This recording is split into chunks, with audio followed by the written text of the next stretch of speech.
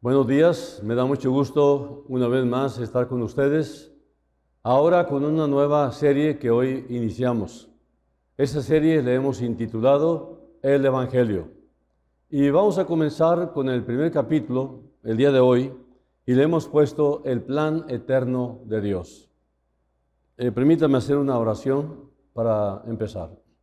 Dios Santo, gracias, porque tú siempre nos escuchas. Yo te ruego, Padre, que en estos tiempos de dificultad para la fe, tú provoques un avivamiento en el corazón que pueda despertar los ánimos de buscarte tu rostro en medio de tanto sufrimiento, en medio de tanto pesar. Ayúdanos, Señor, a nosotros los cristianos a no acobardarnos, a continuar compartiendo tu bendita palabra, que es la única esperanza para este mundo. Guíanos, pues, y queremos la unción de tu Espíritu, tanto para tu siervo como para el mensaje, y que cada uno de los que oigan también sean ungidos por el mismo poder. En el nombre de Jesús. Amén.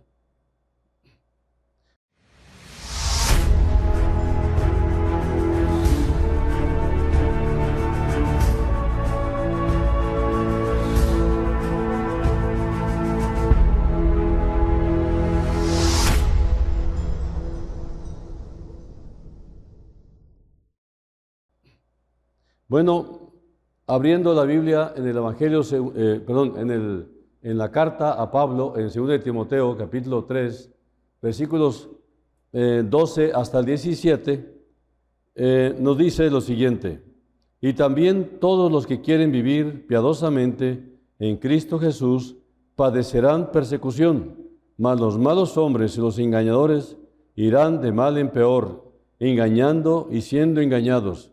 Pero persiste tú en lo que has aprendido y te persuadiste, sabiendo de quién has aprendido, y que desde la niñez has sabido las sagradas Escrituras, las cuales te pueden hacer sabio para la salvación por la fe que es en Cristo Jesús.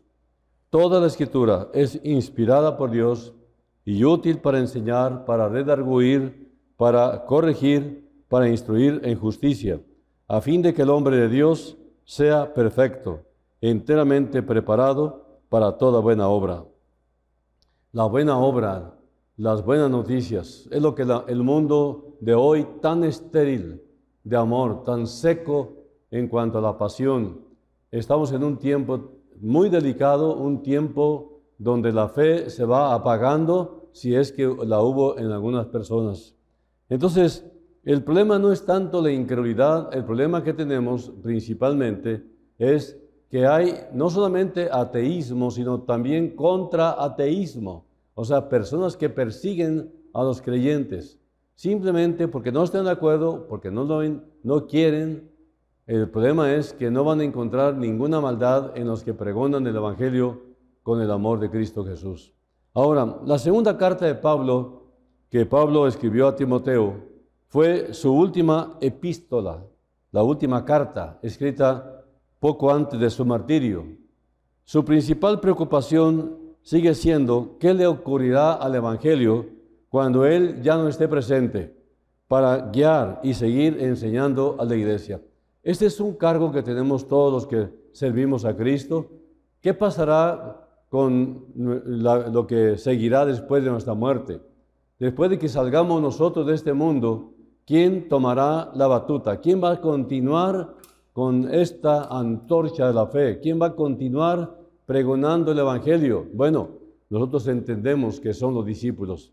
Precisamente la iglesia es muy grande, la iglesia tiene muchos creyentes, pero hay pocos creyentes fieles como para continuar el Evangelio a perpetuidad. Entonces, en esta carta, en 2 de Timoteo 3, de 1 al 5, dice: también debes saber esto, que en los postreros días vendrán tiempos peligrosos, porque habrá hombres amadores de sí mismos, avaros, vanagloriosos, soberbios, blasfemos, desobedientes a los padres, ingratos, impíos, sin afecto natural, implacables, calumniadores, intemperantes, crueles, aborrecedores de lo bueno, traidores, impetuosos, infatuados, amadores de los deleites más que de Dios, que tendrán apariencia de piedad, pero negarán la eficacia de ella. A estos evita. Pablo advierte a Timoteo que en estos tiempos, que son tiempos peligrosos, que ya lo estamos viviendo, y le advierte y le dice, prepárate. Y luego le da un vívido bosquejo de ellos. Enumera 19 características, de las cuales la que más impresiona es el amor mal orientado. Habrá personas amadores de sí mismos, del dinero, del placer, en lugar de amar a Dios y mostrar al mundo la bondad de Él. Más aún, la sociedad se mostrará, dice en el versículo 3, sin afecto natural. Esta ausencia del amor auténtico estropeará las relaciones entre las personas. Esto es lo que estamos viviendo el día de hoy. Ahora, esta carta tiene cerca de 2000 años, o los 2000 años, de que se escribió y ya había hecho advertencia y ya se ha experimentado en diversidad de ocasiones a través de los siglos, pero yo creo que nunca había estado tan grave la sociedad como en el tiempo actual. Y me refiero no tanto a la persecución, porque siempre la ha habido, sino la frialdad. No me refiero al mundo, me refiero a la iglesia. La iglesia está más fría que nunca, está somnolienta, no tiene cargo, no tiene pasión por las almas, tiene un absurdo deseo de cumplir con la religión, ¿no? En los católicos dicen cumplir con misa, en los cristianos dicen cumplir con la escuela dominical. Este absurdo es porque la Biblia no dice que tengas una presión de asistencia a la congregación, sino que tengas el cargo genuino de aprender más y más de la palabra, la cual es vida y vida eterna, vida en abundancia. Entonces, la sociedad se está mostrando ya sin afecto natural. No les importa nada. Es un tiempo de importanadismo. A nadie le importa el prójimo. A nadie le importa un poquito de bondad, un poquito de misericordia, un poquito de amor. El apóstol teme que Timoteo probablemente pudiera ser arrastrado en un torrente de egocentrismo y le urge a mantenerse firme y al existir. Vienen aquí las presiones, viene aquí la presión de una cultura, no sé cómo llamar, yo diría subcultura predominante en los tiempos modernos. En 2 Timoteo 3, 10 al 14 dice, pero tú has seguido mi doctrina, conducta, propósito, fe, longanimidad, amor, paciencia, persecuciones, padecimientos como los que me sobrevinieron en Antioquía, en Iconio, en Listra, persecuciones que he sufrido y de todas me ha librado el Señor. Y también todos los que quieren vivir piadosamente en Cristo Jesús padecerán persecución. Mas los malos hombres y los engañadores irán de mal en peor, engañando y siendo engañados. Pero persiste tú en lo que has aprendido y te persuadiste sabiendo de quién has aprendido. Así que Pablo se dirige 2 veces a Timoteo con los mismos 2 monosílabos que son griegos. Ese es su de, que significa pero tú, Timoteo. En un nítido contraste con la cultura de su tiempo, él debe ser diferente a la cultura de su tiempo, a la cultura prevaleciente en esa época. Y si se presentara la necesidad de permanecer solo, acéptalo. Porque la sociedad no quiere el Evangelio, la sociedad no quiere las buenas nuevas. La sociedad se está muriendo, se está perdiendo, están atemorizados, no saben qué rumbo tomar, pero el orgullo predomina y controla su propio ego. Así que Pablo describe la posición de Timoteo en términos de persistir en lo que él le ha comunicado en enseñanza y en el ejemplo de su manera de vivir. Le exhorta a continuar por la misma senda. Persiste tú en lo que has aprendido. Es decir, tú como mi discípulo, me has visto, me has oído. Mantente firme en lo que te he enseñado. y lleva esto a perpetuidad, aunque yo esté ausente. Los versículos 10 al 13 describen la lealtad que Timoteo siempre mostró al apóstol, y los versículos 14 al 17 lo alientan a mantenerse leal en el futuro. Tiene buenas razones para hacerlo, porque sabe de quién ha estado aprendiendo, concretamente de Pablo, cuya autoridad apostólica ha aceptado, y porque ha conocido la Sagrada Escritura desde la niñez por causa de su abuela y su madre, y la ha aceptado como provechosa y como dice en griego, theopneustos, que significa es inspirada por Dios. Los mismos fundamentos se mantienen el día de hoy. El evangelio en el que creen los cristianos es el evangelio bíblico, ni más ni menos. No hay que agregarle, no hay que quitarle, sino lo que está escrito ahí. Por eso al evangelio también se le conoce como la voz de Dios. Es la manera en que Dios habla en el tiempo moderno. El evangelio en el que creen los cristianos, este es el evangelio que pregonamos, que estamos siempre enseñando, a veces en medio de gente que se dedica a servir a su amo y señor que se llama Satanás. Ellos son los agentes del diablo y no entran al reino de los cielos y tampoco dejan que los demás entren.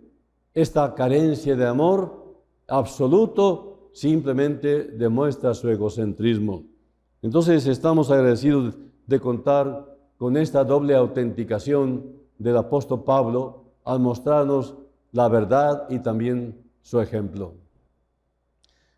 Yo quiero exponerles a ustedes el plan eterno de Dios, el Evangelio, ¿no? La voz de Dios, la palabra viviente de Dios. Abrimos nuestras Biblias por las primeras páginas y luego vemos la creación. Vemos la estrecha e íntima comunión y relación de Dios con Adán, que fue creado a su imagen para darle gloria a Él, como la joya, como la corona de la creación material, dotándolo de espíritu y del soplo de Dios. Y de repente nos adentramos en el capítulo 3 del libro de Génesis. Allí observamos que ocurre algo trágico. Vemos que se produce la libre, entre comillas, desobediencia a Dios por parte de nuestros primeros padres. Así que tenemos que entender, como Dios no creó marionetas, sino que le dio voluntad para tomar decisiones, ellos decidieron ya no seguir a Dios, su Creador. Ellos no fueron creados para ser simples títeres movidos por unos hilos celestiales. No, sino que fueron creados libres, ya que el amor, si no se ofrece libremente, pues no es amor. Y esa misma sumisión amorosa, libre, se vio probada en el Edén, con una prohibición clara, concisa y directa del soberano Creador. Bendito sea Dios por estas palabras inspiradas, donde dice en Génesis 2, 16 y 17, y mandó Jehová Dios al hombre diciendo, de todo árbol del huerto podrás comer, mas del árbol de la ciencia del bien y del mal no comerás, porque el día que de él comieres, ciertamente morirás. ¿Qué vemos aquí en el capítulo 3 de Génesis? Satanás, la serpiente, la alternativa, pone y dice, vosotros seréis como Dios. Eso es lo que dice la serpiente antigua, que es Satanás. Y ellos creyeron más a la mentira de Satanás que a la verdad de Dios. Fíjense, desde el origen, desde que fue creado Adán, ya el ser humano decidió ir en contra de lo que Dios dijera. El hombre decidió separarse. Dios está ofendido, Él es el creador. ¿Cómo le faltas el respeto al que te creó? Y entonces ahí vemos nosotros que Dios no los estorbó para que no creyeran. Simplemente les dio libertad para no tener gente que no esté dispuesta a seguirlo con una voluntad dispuesta. Entonces, la voluntad es muy importante aquí. Todos nosotros tenemos libre albedrío. Aquí, dentro de este libre albedrío, predomina la soberanía de Dios. Dios es soberano. Aunque yo tenga libertad, Dios es soberano. Dios es el que elige. Dios es el que predestina. Y yo tengo esta facultad que Dios me otorga de que si acepto o no seguirlo. Entonces, el plan original de Dios ha caído por completo. Parece que todo ha acabado ahí. De hecho, ahí mismo comenzó la muerte. Porque quiero decirles, el ser humano que tanto anhela no morirse, quiero decirles que originalmente el hombre no tenía este diseño de vida corta o de truncar su existencia humana en el mundo. No, el ser humano fue creado para ser eterno. Es por esta razón que lo que no se muere es su alma, pero el cuerpo, que es el que conlleva toda este estímulo pecaminoso, se tiene que quedar. La muerte espiritual, esa es lo que estamos hablando aquí. Y la muerte espiritual significa separación de una relación íntima con Dios, quien es la vida misma. Tú te separas de Dios, tú te desconectas de Dios, te estás muriendo, porque el que da vida es Él. Separados de mí, dijo Jesús, nada podéis hacer. Él es vida. Entonces necesitamos estar pegados a Él. Dice Efesios 2:1, el apóstol Pablo, y Él os dio vida a vosotros cuando estabais muertos en vuestros delitos y pecados. Ahora,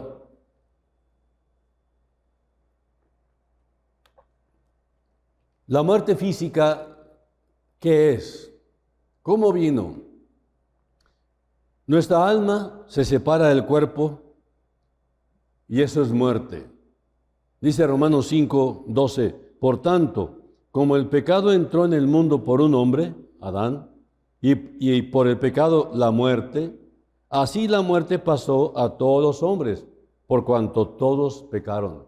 ¿Por qué? Porque todos descendemos de uno caído, llamado Adán, Adán pecaminoso. De ahí venimos todos. Entonces, dice Romanos 6:23 sobre la muerte eterna, porque ya hablamos de la muerte espiritual, la cual es la desconexión humana de Dios. La criatura se desconecta del Creador, ya no quiere nada con Él, y entonces viene como consecuencia la muerte física, o sea, lo físico. Por eso cuando leemos en las Escrituras en Génesis, estamos leyendo hombres centenarios, ¿no? Que casi milenarios, porque viven 500 años, 600 años, 300 años, y algunos otros 900 y pico de años, casi 1000 años de vida. Y algunos que quieren forzar siempre la interpretación dicen, no eran años solares, sino que era otro tipo de medida. No, no, no. Eran años solares, día por día, de 24 horas. 900 y pico de años de vida física. ¿Quién se lo cree? Pues lo que dice Dios es lo que creemos. Ahora, este es un indicio de por qué vivieron los primeros tantísimos años. Pues es una señal de que originalmente el hombre iba a vivir eternamente, físicamente, vivo. No iba a morir nunca, pero por causa de que se separó del que da vida, y entonces la vida se empieza a extinguir. Entonces, después de tantísimos años de vida, Dios descubrió que la longevidad era utilizada únicamente para pecar. Por lo tanto, el Señor dijo, ¿para qué le doy tantísimos años de vida que si no es más que para pecar contra mí? Entonces les acortó la vida, mandó un diluvio, y ahí empieza otra dispensación, otro periodo, por medio del cual Dios, por su amor, por su misericordia, no quiso extinguir a su criatura, que lo hizo a su imagen, sino que le redujo su vida, le redujo sus años de existencia. Por lo tanto, la longevidad se fue acortando. Pero hay un peligro enorme con estas muertes, la muerte eterna. Y la muerte eterna es la separación eterna sin solución de Dios. Dice Romanos 6:23, porque la paga del pecado es muerte, mas la dádiva, el regalo de Dios es vida eterna en Cristo Jesús, Señor nuestro. Entonces, las tres muertes tuvieron su inicio y origen como consecuencia de lo que ocurrió en Génesis 3, de lo que ocurrió en ese paraíso llamado Edén.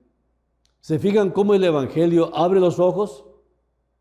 Las buenas noticias comenzaron aquí en Génesis, a la par de que el hombre ya estaba en condiciones caídas, pecaminosas. Dios de antemano ya había preparado un plan redentor.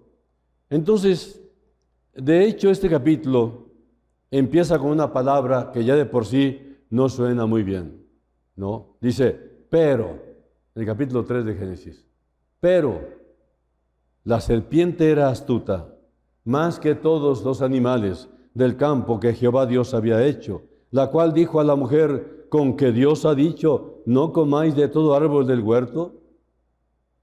En nuestra limitada y finita mente,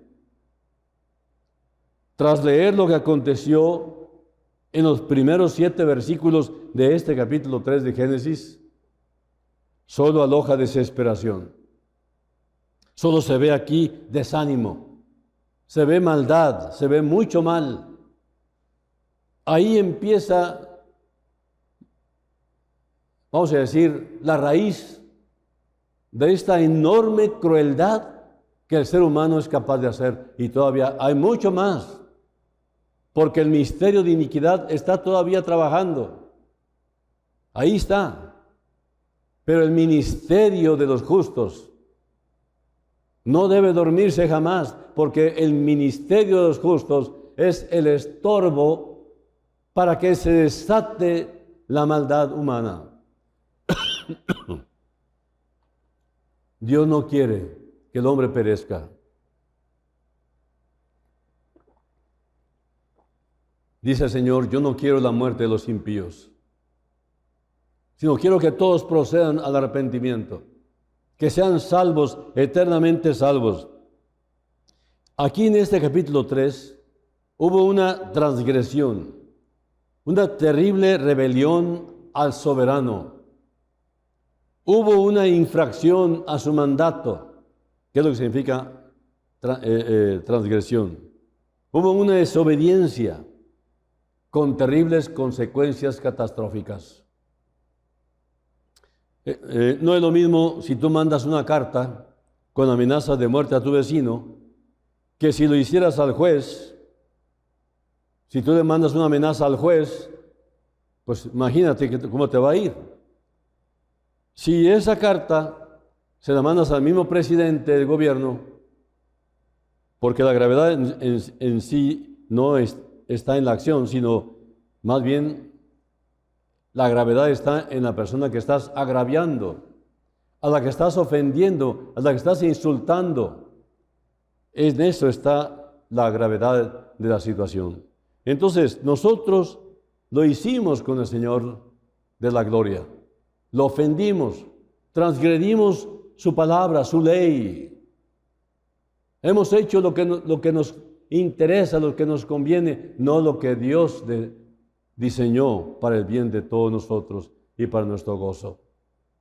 Así que dicha rebeldía trajo como consecuencia una separación del hombre de aquel que da vida, que es Dios.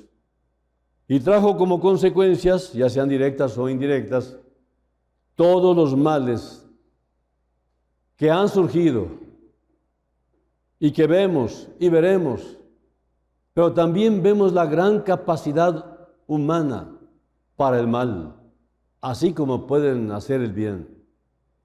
Pero escogieron el mal. Así que el resultado del pecado de Adán fue vergüenza, culpa, alejamiento y muerte, no solo para él mismo, sino para toda la raza humana.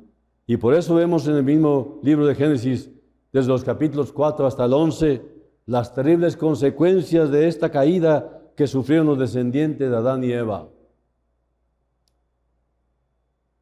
Dice el versículo 1 de Génesis 3, pero la serpiente era astuta más que todos los animales del campo que Jehová Dios había hecho, la cual dijo a la mujer, con que Dios ha dicho, no comáis de todo árbol del huerto. Y la mujer respondió a la serpiente, del fruto de los árboles del huerto podemos comer, pero del fruto del árbol que está en medio del huerto, dijo Dios, no comeréis de él, ni le tocaréis, para que no moráis. Porque, luego dice, entonces la serpiente dijo a la mujer, no moriréis, sino que sabe Dios que el día que comáis de él, serán abiertos vuestros ojos y seréis como Dios, sabiendo el bien y el mal. Y vio la mujer que el árbol era bueno para comer y que era agradable a los ojos, y árbol codiciable para alcanzar la sabiduría. Y tomó de su fruto y comió, y dio también a su marido, el cual comió así como ella. Entonces fueron abiertos los ojos de ambos, y conocieron que estaban desnudos. Entonces cosieron hojas de higuera, y se hicieron delantales.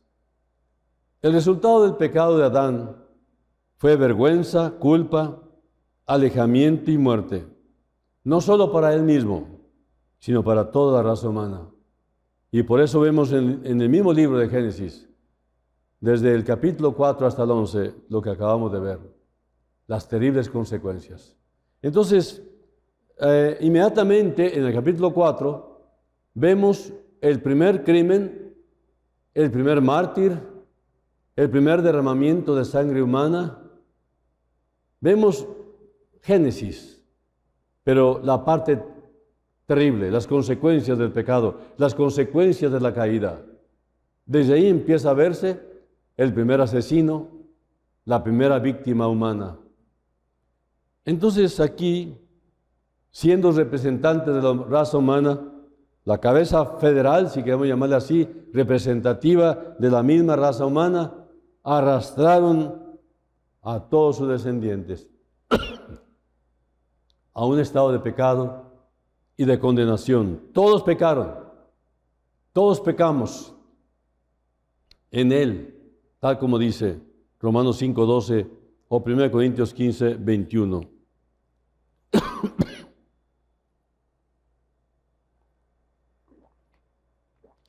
Dice Romanos 5:12, por tanto, como el pecado entró en el mundo por un hombre, y por el pecado la muerte, así la muerte pasó a todos los hombres, por cuanto todos pecaron. Y 1 Corintios 15:21 dice, porque por cuanto la muerte entró por un hombre, también por un hombre la resurrección de los muertos. Entonces, aquí podríamos ver la frase o la palabra pero, que aplasta contundentemente todo lo anterior. Entonces, en la eterna, infinita omnisciencia y supremamente divina, o sea, tu soberano creador, ya había, si hablamos del pasado, ya había una solución. Ya había un medio para ese problema. Y para llegar a esa solución, Dios cumplió su diseño de redención en la persona de su amado Hijo Jesucristo. Y Cristo voluntariamente aceptó y vino a este mundo que no lo quiere. Vino a este mundo pecaminoso, terriblemente pecador. Todos los rincones del planeta están infestados de pecado. Todo está contaminado. Y entonces vemos nosotros que Dios a este mundo, en estas condiciones, lo manda. Pero no contaba con que lo iban a rechazar. Él sabía que lo iban a rechazar. Porque el mundo no quiere la verdad. El mundo no quiere ni siquiera el remedio. Persisten en su actitud orgullosa de altivez, que todos lo saben.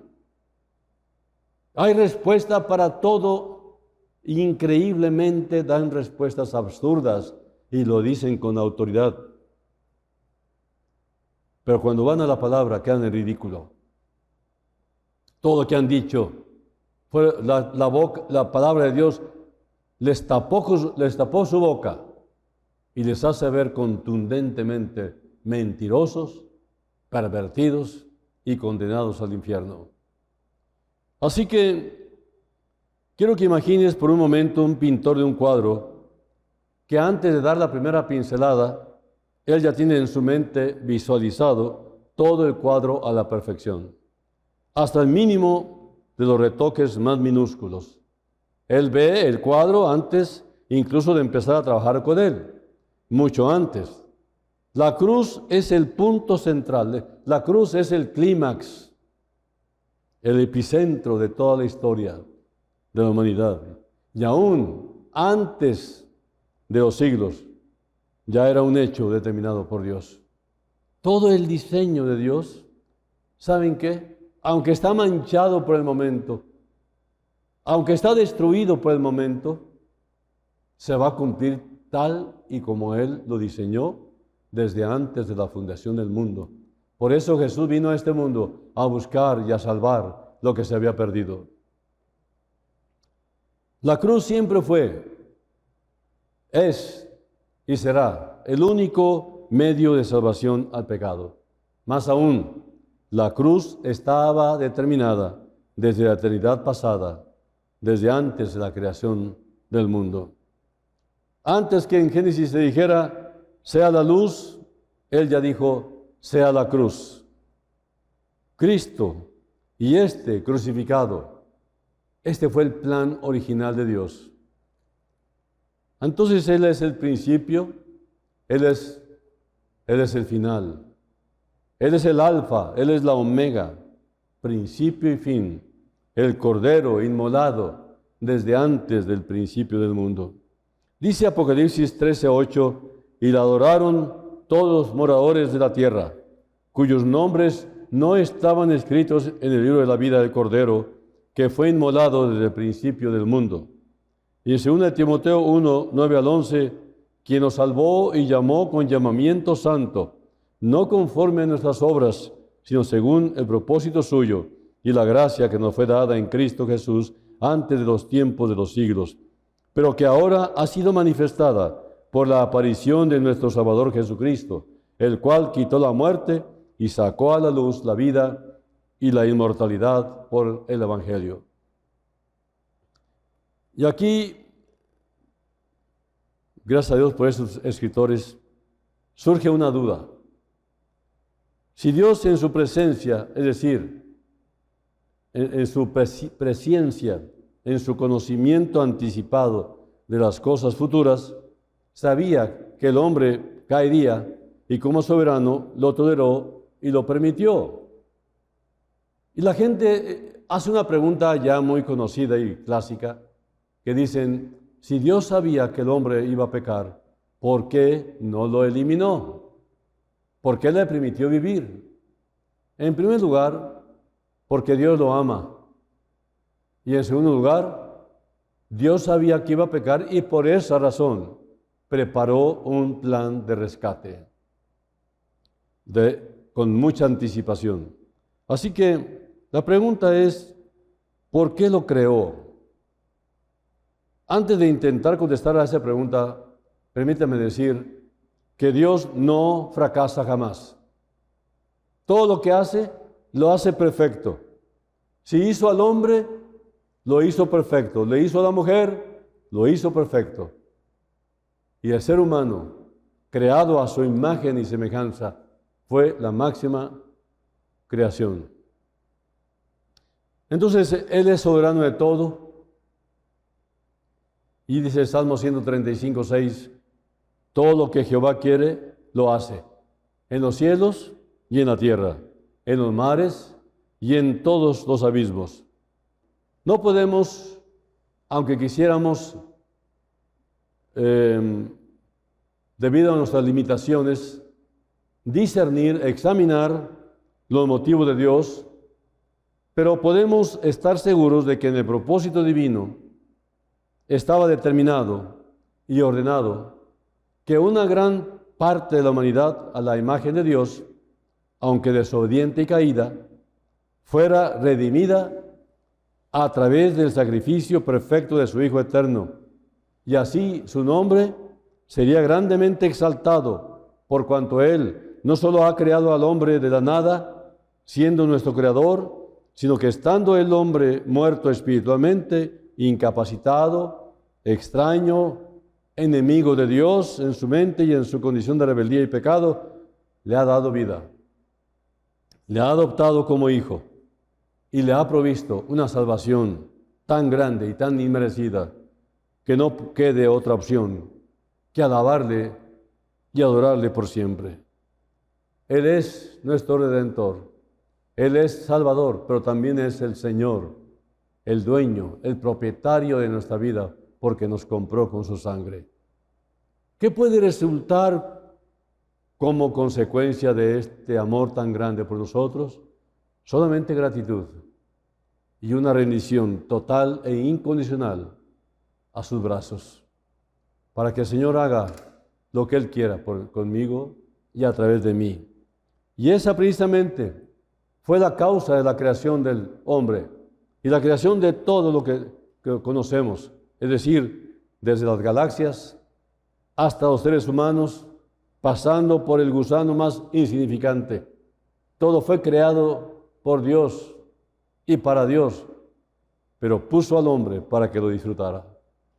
Así que todo fue creado para Él y por Él, para alabanza de su gloria, para la exaltación de la gloria de su nombre.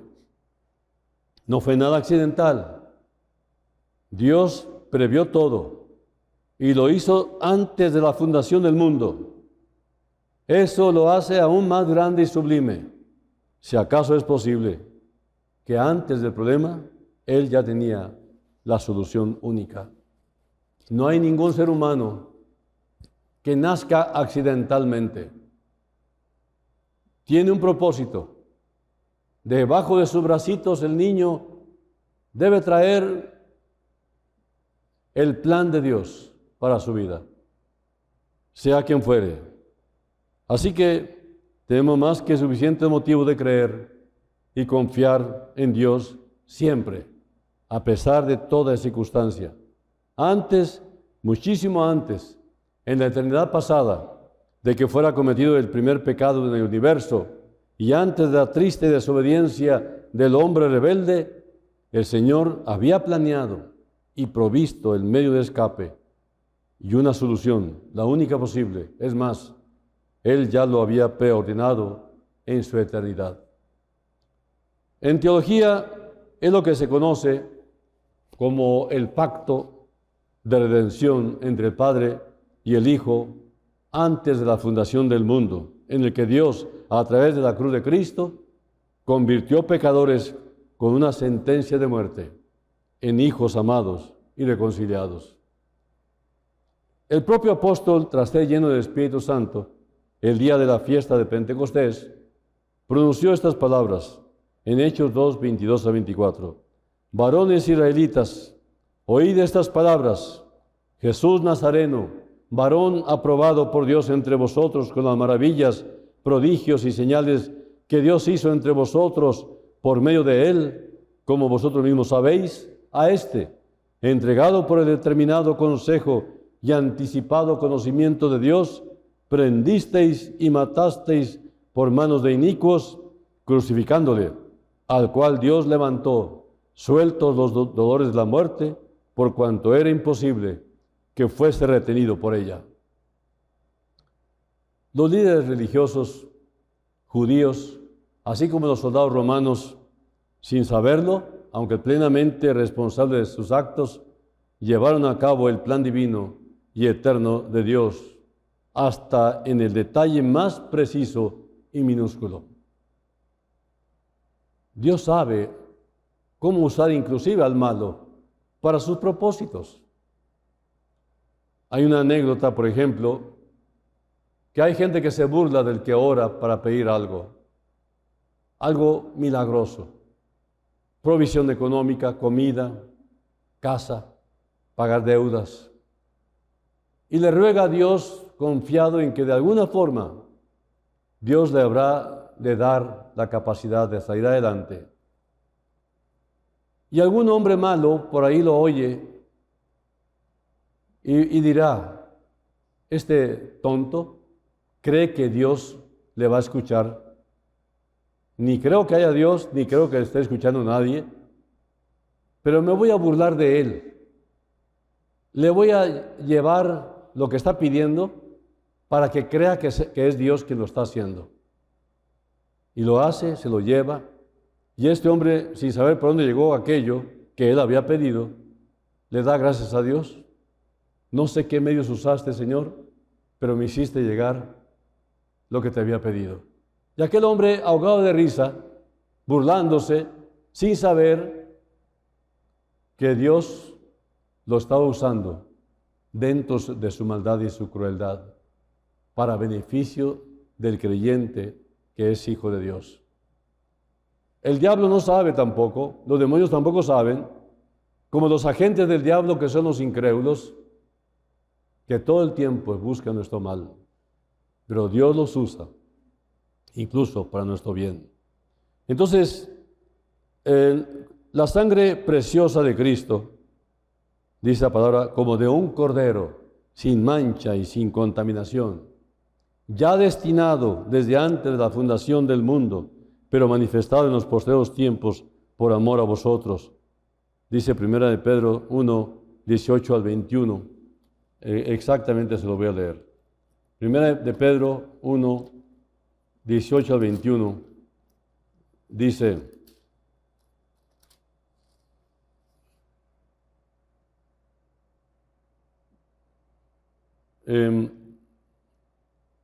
dice Pedro que fueron rescatados de una vana manera de vivir. Dice, sabiendo que fuiste rescatados de vuestra vana manera de vivir, la cual recibiste de vuestros padres, no con cosas corruptibles como oro o plata, sino con la sangre preciosa de Cristo, como de un cordero sin mancha y sin contaminación, ya destinado desde antes de la fundación del mundo, pero manifestado en los postreros tiempos por amor de vosotros, y mediante el cual creéis en Dios, quien lo resucitó de los muertos y le ha dado gloria, para que vuestra fe y esperanza sean en Dios.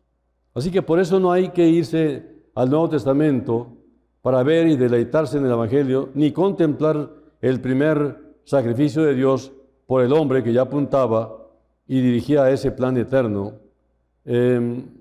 Simplemente nos vamos al Nuevo Testamento con fe, porque ahí está la revelación de lo que se prometió en el Antiguo Testamento.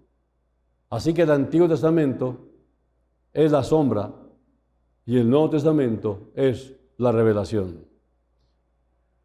Así que inmediatamente después de la caída, Dios lanza la buena nueva de salvación. Dios lanza el Evangelio. El Evangelio. Génesis 3:15 dice, y pondré enemistad entre ti, que es Satanás, la serpiente antigua, y la mujer, y entre tu simiente y la simiente, habla en singular, la simiente suya, esto es Cristo, esta te herirá, o sea, te aplastará en la cabeza, o sea, el golpe mortal, y tú le herirás en el calcañar, que es el talón del pie. Pero aunque parezca raro, este no es el versículo más importante o significativo de este capítulo, sino que 6 versículos después vemos la solución y dice así, Génesis 3:21, y Jehová Dios hizo al hombre y a su mujer túnicas de pieles y los vistió. Aquí se presenta la solución al problema. Primeramente vemos que Adán y Eva, para encubrir su pecado, lo primero que hicieron fue elaborar una manera de tapar su pecado, y a eso se le llama religión humana. La religión humana pretende cubrir sus pecados con sus propias obras. Entonces Dios lo que hace es quitarles esa religión falsa y les hace unas vestimentas nuevas de piel de cordero, probablemente, que fue sacrificado previamente, lógico, y sangre derramada. Un animal muere sacrificado inocentemente para cubrir y tapar su pecado y sus vergüenzas. ¿No te suena familiar esto? Ya ha habido muerte. Su ley así lo exige. Dice en Ezequiel 18, 4 y 20, he aquí que todas las almas son mías. Como el alma del Padre, así el alma del Hijo es mía. El alma que pecare, esa morirá. El alma que pecare, esa morirá, dice el 20 también. El Hijo no llevará el pecado del Padre, ni el Padre llevará el pecado del Hijo. La justicia del justo será sobre él, y la impiedad del impío será sobre él. Y luego dice Romanos 6:23, porque la paga del pecado es muerte, mas la dádiva de Dios es vida eterna en Cristo Jesús, Señor nuestro. Así que ha habido derramamiento de sangre para redimir el pecado. Y Hebreos 9:22 dice finalmente, y casi todo es purificado, según la ley, con sangre y sin derramamiento de sangre no se hace remisión. Y lo que es más importante, hay una línea directa desde aquel día hasta hoy que nos lleva directamente al mejor verdadero Cordero sacrificado de Dios, al único que quita el pecado del mundo, Cristo. Llama la atención que Juan 1:28 diga Juan el Bautista, he aquí el Cordero de Dios. ¿A quién se refería? A Jesús, ahí estaba. He aquí el Cordero de Dios, con mayúscula, el Cordero de Dios que quita permanentemente el pecado del mundo. Cristo Jesús, la sangre de Jesucristo. Ya no debemos pensar de ninguna manera que los sacrificios antiguos de animalitos inocentes por el pecador lavaban el pecado del pecador que lo ofrecía. El pecador iba en obediencia, presentaba su cordero, lo sacrificaba el sacerdote, se derramaba la sangre, el pecador se identificaba con ese corderito, pero ese corderito no lava pecados. Pero por la obediencia del pecador, sus pecados quedaban cubiertos temporalmente hasta el tiempo en que el verdadero Cordero que quita el pecado del mundo viniera a este mundo. El hombre ofreció corderos animales, Dios ofreció su único Cordero, su propio Hijo. Y Él murió en la cruz, fue cruelmente martirizado. Sin embargo, no murió como mártir, porque a Él nadie le podía quitar su vida. Él la ofreció, se entregó a sí mismo, por mí y por ti. Así que lo que nos queda en este momento, amigos y hermanos, es entender que el Evangelio son las buenas nuevas de gran gozo para este pueblo tan sediento de paz. Estamos en un tiempo de angustia, un tiempo que probablemente sea el último tiempo de oportunidades que Dios brinda a la humanidad, porque Jesús está a la puerta para su segunda venida. En cualquier momento estará con nosotros. Así que quiero terminar una vez más, insistentemente, y así lo haré, para llevarte de nuevo a tomar la decisión más importante de toda tu vida con repercusiones eternas. ¿Qué vas a hacer con tu alma? Entrégale tu alma, entrégale tu vida a Jesucristo. Él es el Cordero de Dios que te quita el pecado. Entrégale tu vida, aceptándolo como tu Salvador personal. Vamos a orar. Señor, gracias por estas buenas noticias, por este Evangelio glorioso. Yo te ruego, Señor, que nos des esta capacidad sobrenatural de entenderte, porque tú mismo dijiste, clama a mí y yo te responderé y te enseñaré cosas grandes y difíciles que tú no conoces. Así que ayúdanos, Señor, a entenderte, a comprender y aplicarlo a nuestra vida. Pero podemos entender que la razón del Evangelio, las buenas noticias, es que tú viniste a buscar a los perdidos, y entre ellos estoy yo. Yo te quiero aceptar, Jesucristo, pero ayúdame a hacerlo. Tú dijiste un día, he aquí yo estoy a la puerta y llamo. Si alguno oye mi voz y abre la puerta, entraré a él y cenaré con él y él conmigo. Jesús, por favor, te abro la puerta de mi corazón para que entres. Entra, Jesús, por favor, y hazme ver que realmente entraste. Dame paz a mi corazón, dame gozo y dame la certeza de tu perdón. Te doy gracias porque recibes mis pecados para lavarlos, mi corazón purificado por la sangre tuya. Lo acepto con todo mi corazón, desde ahora y para siempre. Amén. Toda oración, Dios la oye, pero la oración penitente del pecador la oye con todo su corazón. Él quiere perdonarte. Así que no esperes más tiempo.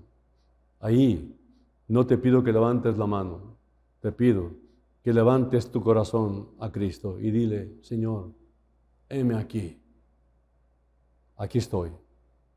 Sírvete de mí. Purifícame, santifícame. Soy tuyo por la eternidad. Que Dios los bendiga. Nos vemos la próxima con el favor de Dios.